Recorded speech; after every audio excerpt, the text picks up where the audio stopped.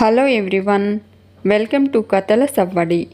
ఈ వీడియోలో నేను ఒక అందమైన ముగ్గు వేస్తూ మీకు ఒక ఆసక్తికరమైన కథను షేర్ చేస్తున్నాను. ప్రేరణను తీసుకుని బైక్ మీద వస్తూ ఉన్న సిద్ధార్థ్ సాహితీని చూసి బైక్ ఆపి నువ్వేంటిక్కడ అని అడుగుతాడు. సాహితీ షాపింగ్ అంటూ తను ఫోన్ చేసినా పట్టించుకోవడం లేదంటూ ఏమనుకుంటున్నావు నా గురించి అని అడుగుతుంది. సిద్ధార్థ్ సాహితీకి సారీ చెప్తాడు. సాహితీ ప్రేరణను చూసి ఎవరి అమ్మాయి అని అడుగుతుంది. సిద్ధార్థ్ ఇబ్బంది పడుతూ ఉంటే ప్రేరణ ఎందుకు అలా ఇబ్బంది పడుతున్నావు చెప్పొచ్చు కదా అంటుంది. సాహితీ చాలు నాకేం చెప్పొద్దు అంటూ ఉంటే ప్రేరణ చాలేంటి, నేను బైక్ బుక్ చేసుకున్న ప్యాసింజర్ని అంటూ సిద్ధార్థ్తో ఆ విషయం చెప్పు అంటుంది. సిద్ధార్థ్ అలా అంటారేంటండి అని అంటూ ఉంటే సాహితీ ప్యాసింజర్ తను అని సిద్ధార్థ్ని అడుగుతుంది. సిద్ధార్థ్ చెప్పబోతూ ఉంటే అసలు నువ్వు చేసిన పనికి నేను పనిష్ చేయాలి అంటుంది. నిన్నటి నుంచి నా ఫోన్ ఎత్తట్లేదు, నాతో మాట్లాడట్లేదు అంటూ ఉంటే ప్రేరణ గురుడి దగ్గర చాలా కళ్ళు ఉన్నాయనుకుంటుంది. సిద్ధార్థ్ సాహితీతో సారీ చెప్పాను కదా సాహితీ అంటాడు. సాహితీ నాకు కావాల్సింది సారీ కాదు అంటుంది. నీతో చాలా మాట్లాడాలి, నేను వెంటనే కాఫీ తాగాలి అంటుంది. సిద్ధార్థ్ పక్కనే కాఫీ షాప్ ఉంది, వెళ్ళి తాగు అంటాడు. సాహితీ నీతో కలిసి తాగాలన్నయ్య అంటుంది. ప్రేరణ సాహితీ మాటలు విని అన్నయ్య అని అనుకుంటుంది. సిద్ధార్థ్ ప్రేరణను చూపెడుతూ అమ్మాయిని డ్రాప్ చేయాలి కదా అంటాడు. సాహితీ తను కూడా మనతో పాటే వచ్చి కాఫీ తాగుతుంది అని చెప్పి ప్రేరణతో ఏమండి సరదాగా మీరు రండి కాఫీ తాగుదామంటుంది. ప్రేరణ ఇతను మీ అన్నయ్య అని సాహితీని అడుగుతుంది. సాహితీ అవును, మీరేమనుకుంటున్నారు అని అడుగుతుంది. ప్రేరణ నేనేం అనుకోలేదు అంటూ ఉంటే సాహితీ సరే రండి అంటుంది. ప్రేరణ నో థ్యాంక్స్ అంటూ నేను వెళ్ళాలి అంటుంది. సిద్ధార్థ్ ప్రేరణతో మా చెల్లెలు అడిగితే నేనేమీ కాదనను, మీరు కూడా వస్తే ఒక కాఫీ తాగి వెళ్ళిపోదామంటాడు. ప్రేరణ మీ చెల్లెలే కదా, కాఫీ ఎప్పుడైనా తాగొచ్చు, నన్ను డ్రాప్ చెయ్యి అంటుంది. సాహితీ ప్రేరణతో నేను మా అన్నయ్యని చూసి 2 రోజులు అవుతుంది, ఇప్పటికి కలిశాడు, మీరు ఒప్పుకుంటే కాసేపు మా అన్నయ్యతో మాట్లాడే అవకాశం దొరుకుతుంది అని అడుగుతుంది. సిద్ధార్థ్ ప్రేరణతో కాదనకండి అంటాడు. సాహితీ ఏం కాదనుతులే అన్నయ్య పద అంటుంది. ప్రేరణ ఏంట్రా బాబు ఇలా ఇరుక్కుపోయాను అనుకుంటూ సిద్ధార్థ్ సాహితీతో కలిసి కాఫీ షాప్కు వస్తుంది. సాహితీ సిద్ధార్థ్తో అమ్మాయిలంటే ఆమె దూరంలో ఉంటావు కదన్నయ్య, మరి అమ్మాయిని వెంటేసుకుని తిరుగుతున్నావేంటి అని అడుగుతుంది. ప్రేరణ షాక్ అవుతూ తిరగడం ఏమిటి తిరగడం, చెప్పాను కదా మీ అన్నయ్య బైక్ డ్రైవర్, నేను ప్యాసింజర్ అని కోప్పడుతూ ఉంటే సాహితీ ఎందుకండి అంత కోప్పడతారు అంటుంది. సిద్ధార్థ్ అసలు తనకి కోపమే రాదమ్మా, ఇది కోపమే కాదు అంటూ ప్రేరణతో కదండి అంటాడు. ప్రేరణ అవును నేనేం కోపడలేదు అంటుంది. సాహితీ బైక్ డ్రైవర్కి బైక్ ఎక్కిన అమ్మాయికి కోపం రాదు అన్న సంగతి కూడా తెలుసన్నమాట అంటుంది. సిద్ధార్థ్ సాహితీ ఆ టాపిక్ వదిలేద్దాం, ముందు నువ్వు కాఫీ తాగు, ఇంకేదైనా విషయం ఉంటే చెప్పు అంటాడు. సాహితీ అయితే అన్నీ మర్చిపోయి ఇంటికి వచ్చేసేయి అన్నయ్య అని అడుగుతుంది. ప్రేరణ సాహితీ మాటలు విని షాక్ అవుతుంది. సిద్ధార్థ్ ఈ టాపిక్ అయితే అస్సలు వద్దు అంటాడు. సాహితీ ఏం మాట్లాడినా వద్దు అంటావేంటన్నయ్యా, ఇంకేం మాట్లాడాలి అని అడుగుతుంది. సిద్ధార్థ్ నీ ఫర్దర్ ప్లాన్స్ చెప్పరా, నీ కెరీర్ గురించి చెప్పు అని అడుగుతూ ఉంటే సాహితీ కెరీర్ అంటే గుర్తొచ్చిందన్నయ్య, విశ్వనాథ్ గారి దగ్గర నీ కోచింగ్ ఎలా ఉంది అని అడుగుతుంది. సిద్ధార్థ్ కోచింగ్కి ఏంటమ్మా అదిరిపోయింది అంటాడు. కష్టపడి విశ్వనాథ్ గారి దగ్గర సీట్ సంపాదించాను కదా అంటూ ఉంటే సాహితీ అవునన్నయ్య అంటుంది. ఆ టైంలో నీ కష్టం నీ టెన్షన్ అంతా ఇంత కాదు అంటూ ప్రేరణతో మా అన్నయ్యకు ఆయన ఈజీగా సీట్ ఇచ్చేవారండి, కానీ ఎవరో అమ్మాయి అదే సీట్ కావాలని పోటీగా వచ్చింది అంటూ సిద్ధార్థ్తో ఎవరన్నయ్యా అమ్మాయి అని అడుగుతుంది. సిద్ధార్థ్ ఆ అమ్మాయి ఎవరో కాదు అంటూ చెప్పబోతూ ఉంటే సాహితీ ఎవరైతే నాకెందుకులే అన్నయ్య, గాలి కన్నమ్మ అంటూ ఉంటే ప్రేరణ షాక్ అవుతుంది. సిద్ధార్థ్ సాహితీ ఇప్పుడు ఎందుకమ్మా అవన్నీ అంటాడు. సాహితీ ఎందుకంటావేంటన్నయ్యా, అసలు నువ్వేంటి, నీ టాలెంట్ ఏంటి, అవేవి తెలియకుండా నీతో ఎలా పోటీకి వచ్చిందన్నయ్య ఆ డొక్కు మొహంది అంటూ తిడుతూ ఉంటుంది. సిద్ధార్థ్ నీకు దండం పెడతాను, టాపిక్ మార్చొచ్చు కదా అంటాడు. సాహితీ నిన్ను నీ మెరిట్ని అంచనా వేయలేనిది రేపు సివిల్స్ ఎలా కంప్లీట్ చేస్తుందన్నయ్య అని అంటూ ఉంటే సిద్ధార్థ్ ప్రేరణ వైపు చూస్తాడు. ప్రేరణ సిద్ధార్థ్ వైపు కోపంగా చూస్తూ ఉంటుంది. సిద్ధార్థ్ సాహితీకి కాఫీ ఇచ్చి చల్లారిపోతుంది అంటాడు. సాహితీ కాఫీ తేముందిలే అన్నయ్య, నీ దెబ్బకి ఓడిపోయింది కదా, నీ ముందు తట్టుకుంటుందా ఏంటి, ఇప్పుడు ఎక్కడుందో ఏంటో ఆ పూర్ గర్ల్, ఏ ఇన్స్టిట్యూట్లో చేరిందో ఏంటో మరి అని అంటూ ఉంటే సిద్ధార్థ్ ఇక్కడే ఉందే అని అనుకుంటాడు. సాహితి, అన్నయ్య నీతో పెట్టుకుంటే ఎవరైనా ఓడిపోవాల్సిందే, ఎంత పొగరు దానికి అని తిడుతూ ఉంటుంది. సిద్ధార్థ్ సాహితికి దండం పెట్టి దానికి దీనికి అనకమ్మా ప్లీజ్ అంటాడు. సాహితి, సర్లే అన్నయ్య, ఎలాగూ దాని పీడ నీకు లేదు కదా అంటూ ప్రేరణతో అవునండి మీరేంటి ఏం మాట్లాడట్లేదు అని అడుగుతుంది. ప్రేరణ, మీరే అన్నీ మాట్లాడుతున్నారు కదా, డిస్టర్బ్ చేయడం ఎందుకని అంటుంది.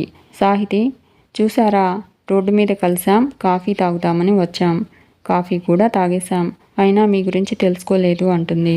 ప్రేరణ, మీరు మాట్లాడడానికి మనిషి ఏమీ తెలియక్కర్లేదని అర్థమైందండి అంటుంది. సాహితి, ఇంతకీ మీరేం చేస్తుంటారు అని అడుగుతుంది.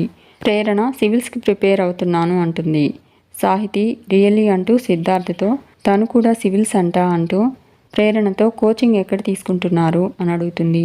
ప్రేరణ, విశ్వనాథ్ గారి దగ్గర అంటూ ఉంటే సాహితి, అదెలా, విశ్వనాథ్ గారు ఒకరికే సీట్ ఇస్తారు కదా, ఆల్రెడీ మా అన్నయ్యకి ఇచ్చేశారు, కోచింగ్ కూడా తీసుకుంటున్నాడు, మరి మీకెలా అని అడుగుతుంది.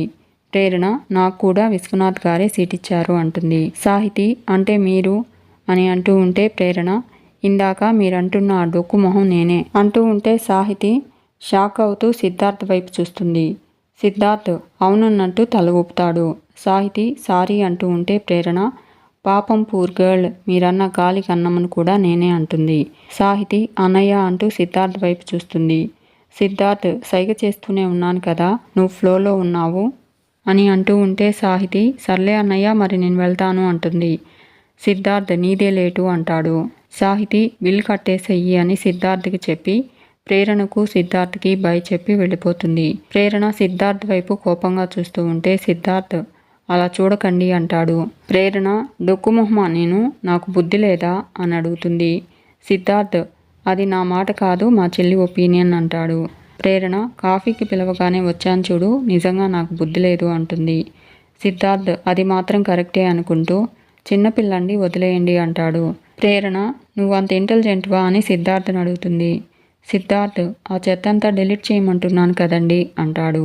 ప్రేరణ అవును నాకు ఒక డౌటు అంటూ ఉంటే సిద్ధార్థ్ మా చెల్లి అన్న మాటలు కాకుండా వేరే ఏదైనా అడగండి అంటాడు. ప్రేరణ నీకు అమ్మ నాన్న చెల్లి ఒక ఫ్యామిలీ ఉంది కదా, మరి మీ ఫ్రెండ్ ఆ వేస్ట్ గాడితే ఎందుకుంటున్నావు అని అడుగుతుంది.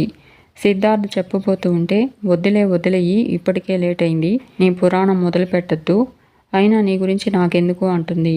సిద్ధార్థ్ అడగడం ఎందుకు, మళ్ళీ వద్దని చెప్పడం ఎందుకు అని అనుకుంటూ తమ్ముడు బిల్ ఎంత అయిందమ్మా అని అడుగుతూ ఉంటాడు. అప్పుడే పరాంకుశం జస్ట్ 2000 సార్ అంటూ వస్తాడు. సిద్ధార్థ్ ఏంటి 3 కాఫీ 2000 అంటాడు. సిద్ధార్థ్ ప్రేరణ పరాంకుశం చూసి షాక్ అవుతారు. Parankusham hi Romeo, hi Juliet, ఎలా ఉన్నారు అని అడుగుతాడు. ప్రేరణ సిద్ధార్థ్ తల పట్టుకుంటారు. పరాంకుశం మీరు తల పట్టుకున్నా కళ్ళు మూసుకున్నా నిజాన్ని దాచలేరు, అరచేతులు అడ్డుపెట్టి సూర్యకాంతిని ఆపలేరు, మీరు ప్రేమికులు కాదు అని నన్ను నమ్మించలేరు అంటాడు. ప్రేరణ ఏంటా నీ బాధ అని అడుగుతుంది. పరాంకుశం నాకేం బాధ లేదండి, కానీ మీకే ఏదో ప్రాబ్లం ఉంది అంటాడు. ప్రేరణ ప్రాబ్లం కాదు వెర్రి నీకు అంటుంది. పరాంకుశం మరి లేకపోతే లవర్స్ అయి ఉండి కూడా ఎందుకు కాదంటున్నారు, ప్రేమికులు కాదంటూనే ఒకే బండి మీద ఎందుకు తిరుగుతున్నారు, ఒకే ఇన్స్టిట్యూట్కి ఎందుకు వెళ్తున్నారు, ఇప్పుడు ఒకే షాప్కి వచ్చి ఎందుకు కాఫీ తాగుతున్నారమ్మా, దీనికి జవాబు చెప్పండి అంటాడు. ప్రేరణ సిద్ధార్థ్ జవాబు కావాలా అంటూ పైకి లేస్తారు. పరాంకుశం ఎస్ రోమియో, ఖచ్చితంగా జవాబు చెప్పాలి, మీరు లవర్స్ అని ఒప్పుకోవాలి, నేను గీసిన ఈ బొమ్మలు కొని తీరాలి అంటాడు. సిద్ధార్థ్ ఖచ్చితంగా ఇప్పుడే ఆన్సర్ కావాలా అని అడుగుతాడు. పరాంకుశం లేట్ అయితే నాకు కుదరదు సార్, మరి ఇప్పుడే చెప్పండి అంటాడు. ప్రేరణ ఇద్దరం కలిసి ఒకేసారి చెప్తాం అని అంటూ ఉంటే పరాంకుశం ఓకే అంటాడు. ప్రేరణ సిద్ధార్థ్ ఒకేసారి చెంపదెబ్బ కొట్టబోతూ ఉంటే పరాంకుశం కిందికి వంగుతాడు. ప్రేరణ సిద్ధార్థ్ పరాంకుశం చెంపలు వాయిస్తారు. పరాంకుశం మీరు బాగా ముదిరిపోయారు సార్ అని అంటూ ఉంటే ప్రేరణ సిద్ధార్థ్ పరాంకుశంని మళ్ళీ కొట్టబోతారు. పరాంకుశం పారిపోతాడు. ప్రేరణ సిద్ధార్థ్తో పద అంటుంది. ఇక ఇందిర ఐశ్వర్య కిచెన్లో చపాతీలు చేస్తూ ఉంటారు. ఇందిర ఓనర్ గారు వచ్చే టైం అయింది, త్వరగా కాల్చు అంటుంది. ఐశ్వర్య ఓనర్కి టెనెంట్స్ చాకరీ చేయడం ఏంటమ్మా, ఎక్కడైనా ఉందా ఈ దారుణం అని అడుగుతుంది. ఇందిర మన పరిస్థితులు బాగాలేనప్పుడు కొన్ని తప్పవు, నువ్వు కానివ్వు అంటూ చపాతీలు తీసుకెళ్ళి బాబుకు పట్టించు అంటుంది. ఐశ్వర్య వాడొక శోభన్ బాబు మరి అంటూ చపాతీలు తీసుకుని హాల్లోకి వస్తుంది. రంజిత్ డైనింగ్ టేబుల్ దగ్గర కూర్చుని ఉంటాడు. ఏంటి ఇంత లేటు అంటాడు. ఐశ్వర్య ఇదే హోటల్ కాదు అంటుంది. రంజిత్ ఇది నా ఇల్లు, మీరు టెనెంట్స్ అంటాడు.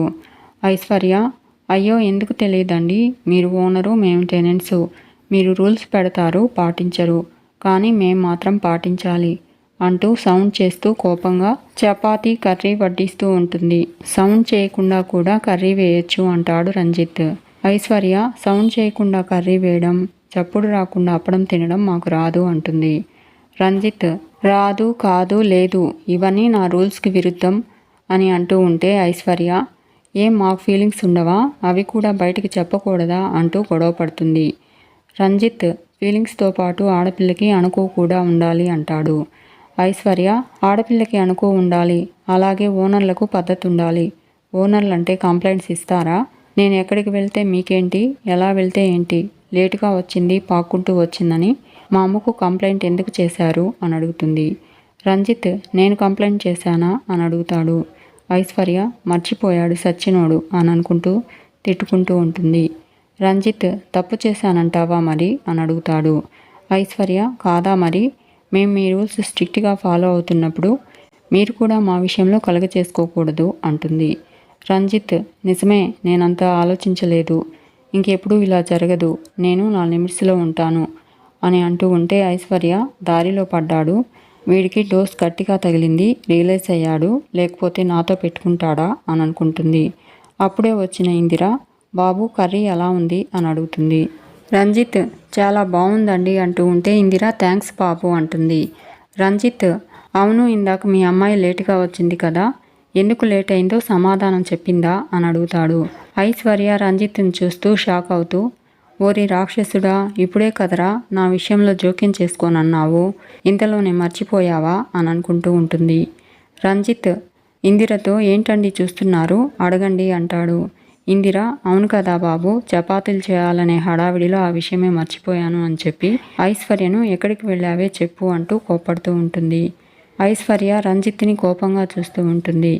రంజిత్ ఎక్స్క్యూజ్ మీ అంటూ ఇందిరని పిలిచి కర్రీ వేయించుకుంటాడు. మీరేదో మాట్లాడుతున్నట్టున్నారు అనడంతో ఇందిర గట్టిగా ఐశ్వర్యను కోపడుతూ ఉంటుంది. రంజిత్ కొంచెం స్లోగా అంటాడు.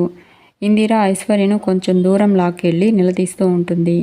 రంజిత్ ఖాళీ ప్లేట్ తీసుకుని కిచెన్ లోపలికి వెళ్ళి సింక్లో వేసి చేతులు వాష్ చేసుకుని వస్తూ ఇందిరతో కర్రీ చపాతీ చాలా బాగున్నాయి అంటాడు. ఇందిర థ్యాంక్స్ బాబు అని రంజిత్ వైపు చూస్తూ ఉంటే మీరు కంటిన్యూ చేయండి అని చెప్పి తన రూమ్కి వెళ్ళిపోతాడు. ఇందిర ఐశ్వర్యతో చెప్పవే అంటూ కోపడుతూ ఉంటుంది. ఐశ్వర్య అమ్మ తల్లి నీకో దండం, నేను మ్యూజిక్ స్కూల్ వెతకడానికే వెళ్ళాను, ట్రాఫిక్ వల్ల లేట్ అయింది, వాడి మాటలు నమ్మావంటే అంతే అంటుంది. ఇందిర వాడు వీడు అంటే ఓనర్ అంటే నీకు గౌరవం లేదా అంటూ కోపడుతుంది. ఐశ్వర్య సరే అయితే ఆయన మాటలు నమ్మితే ఇక అంతే, నేను చెప్పింది నమ్మితే నమ్ము లేకపోతే లేదు అంటూ కోపంగా వెళ్ళిపోతూ ఉంటే ఇందిర ఇంకొకసారి లేటుగా వచ్చావంటే కాళ్ళు విరగ్గొడతాను చెప్తున్నా అంటూ కోపడుతూ ఉంటుంది. ఇక ప్రేరణ సిద్ధార్థ్ బైక్ మీద వస్తూ సాహితీ మాటల గురించి ఆలోచిస్తూ ఉంటుంది. నేను ఊహించిందే నిజం అని అనుకుంటూ ఉంటుంది ప్రేరణ. సిద్ధార్థ్ ప్రేరణ ఇంతసేపు సైలెంట్గా ఉన్నందుకు రేపు గవర్నమెంట్ హాలిడే ఇవ్వాల్సిందే అంటాడు. ఈ ప్రేరణ సైలెంట్గా ఉంది అంటే ఊరికే ఉండదు, అవతల వాళ్ళ సైకాలజీ ఏంటో ఆలోచిస్తూ శోధిస్తుంది, ఒక అంచనాకు వస్తుంది, అదే నిజమవుతుంది అని అంటూ ఉంటే సిద్ధార్థ్ అబ్బో సైంటిస్ట్లా సైకాలజీ గురించి ఆలోచిస్తున్నారంటే ఎవరి గురించో మరి అని అడుగుతాడు. ప్రేరణ నీ గురించే అనడంతో సిద్ధార్థ్ సడన్గా బైక్ ఆపి నా గురించా ఏమని అని అడుగుతాడు. ప్రేరణ నీ గురించి నాకు అంతా తెలిసిపోయింది, నువ్వేంటో నీ చరిత్ర ఏంటో మొత్తం తెలిసిపోయింది అంటుంది. సిద్ధార్థ్ ఏంటది, నా గురించి మీకు అంత అర్థమైంది అని అడుగుతాడు. ప్రేరణ చెప్తే నువ్వే షాక్ అయిపోతావు అంటుంది. సిద్ధార్థ్ పర్వాలేదు తట్టుకుంటాను చెప్పండి అంటాడు. మీకు ఈ వీడియో నచ్చితే లైక్ చేయండి, షేర్ చేయండి, తప్పకుండా సబ్స్క్రైబ్ చేసుకోండి. Thanks for watching.